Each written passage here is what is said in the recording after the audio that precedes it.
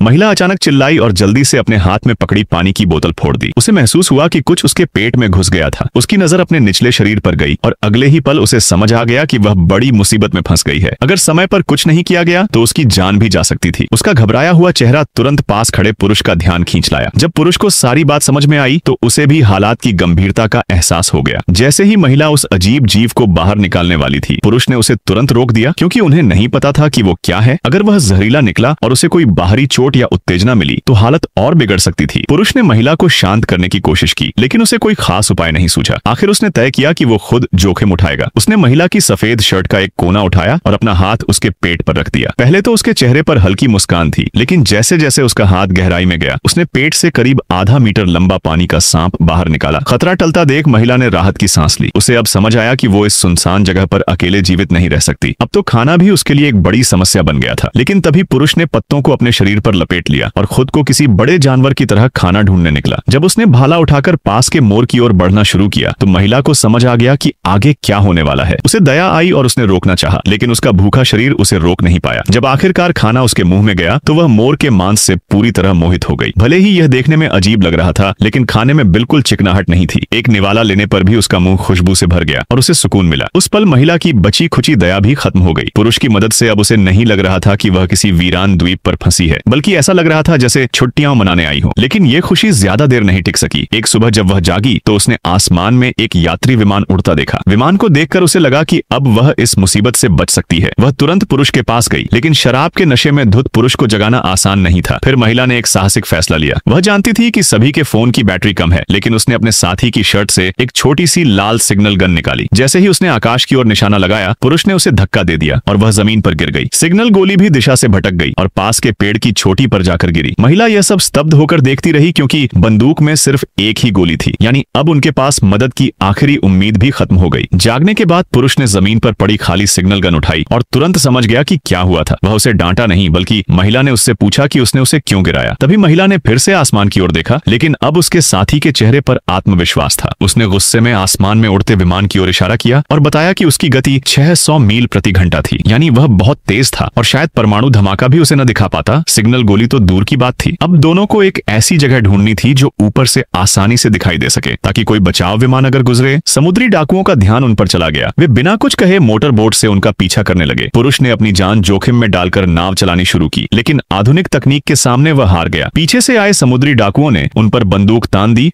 और गोलियां चलाने लगे। मजबूरी में खुद को बचाने के लिए उन्हें अपनी रबर की नाव छोड़नी पड़ी और पूरी ताकत लगाकर तैरते हुए किनारे की ओर बढ़े। किनारे पर पहुंचने के बाद इलाके की जानकारी का फायदा उठाकर वे किसी तरह समुद्री डाकुओं से बच निकले, लेकिन इस वजह से वे जंगल के गहरे हिस्से में भटक गए। किस्मत से उन्हें वहां पुराने युद्ध के समय का एक टूटा फूटा लड़ाकू विमान मिला। उसे देखते ही पुरुष के दिमाग में एक शानदार योजना आई, जिससे न केवल वे समुद्री डाकुओं से बच सकते थे, बल्कि बिना ज्यादा मेहनत के उस द्वीप से भी निकल सकते थे। दोनों ने मिलकर विमान के मलबे को हटाया और छिपते छिपाते उसे किनारे तक ले आए। अगर वे कुछ चीजों को जोड़कर इस टूटे हुए विमान पर ठीक से लगाते तो आसानी से बच निकल सकते थे। पुरुष एक बड़ी लकड़ी लेकर आया और दो एक जैसे पेड़ों के तनों को रस्सी से बांध दिया। फिर उसने उसे क्रॉस की तरह खड़ा किया और विमान के पंखों के दोनों तरफ मजबूती से बांध दिया। महिला ने भी मदद की और अपनी ताकत लगाकर उसे सीधा और स्थिर करने में साथ दिया। इसके बाद उन्होंने अगला कदम उठाया। ढेर सारे बांस के टुकड़े इकट्ठा किए। फिर पुरुष ने पहियों के दोनों तरफ 5 मीटर लंबा एक गड्ढा खोदा। फिर दोनों ने मिलकर एक लोहे के खोखले बोट को उस गड्ढे में डाला। फिर जल्दी से विमान को बांधने वाली रस्सी खोल दी और लैंडिंग गियर उस बोट पर जाकर टिक गया। फिर पुरुष ने केबिन के दरवाजे के दोनों तरफ एक एक छेद किया और पहले से तैयार बांध के टुकड़ों को उसमें से गुजार दिया। इस तरह टूटा हुआ विमान दोनों की मेहनत से अपनी पुरानी स्थिति में लौट आया और समुद्र पर फिसलने की ताकत भी हासिल कर ली। जैसे ही वे विमान को स्थिर करने वाली चीजों को हटाने की तैयारी कर रहे थे, अचानक आसमान से एक अजीब आवाज आई। पहले कि वे कुछ समझ पाते, एक गोला विमान के पीछे आकर गिरा। पुरुष इस अचानक हमले से घबरा गया। ध्यान से देखने पर पता चला कि पास ही कुछ खूंखार समुद्री डाकू मौजूद थे। संकट की इस घड़ी में दोनों ने जल्दी से पेड़ों के तने को विमान से हटाया, लेकिन तभी पहले निशाने के बाद समुद्री डाकुओं के गोले अब किनारे पर खड़े दोनों को निशाना बनाने लगे। अब पुरुष को गोली की ताकत ने घायल कर दिया। वह तुरंत अपने साथी की हालत देखने दौड़ा, लेकिन जो उसने देखा उससे उसकी सांसें थम गईं। पुरुष के सीने पर खून से लथपथ एक गहरा घाव था। इस गंभीर स्थिति में महिला ने बिना झिझके उसे उठाने की पूरी कोशिश की। समुद्री डाकू और करीब आते जा रहे थे। शायद कुछ ही मिनटों में वे किनारे तक पहुंच जाते। थोड़ी चेतना बची थी और पुरुष को भी अपनी हालत का अंदाजा था। उसने दर्द सहते रहते हुए खुद को पायलट की सीट तक पहुंचाया। सब कुछ तैयार करने के बाद उसने इंजन चालू किया। उसे नहीं पता था कि विमान चलेगा या नहीं, लेकिन और कोई रास्ता नहीं था, इसलिए उसे यह जोखिम लेना पड़ा। सौभाग्य से आखिरी पल में पुरुष ने विमान को फिसलाना शुरू कर दिया।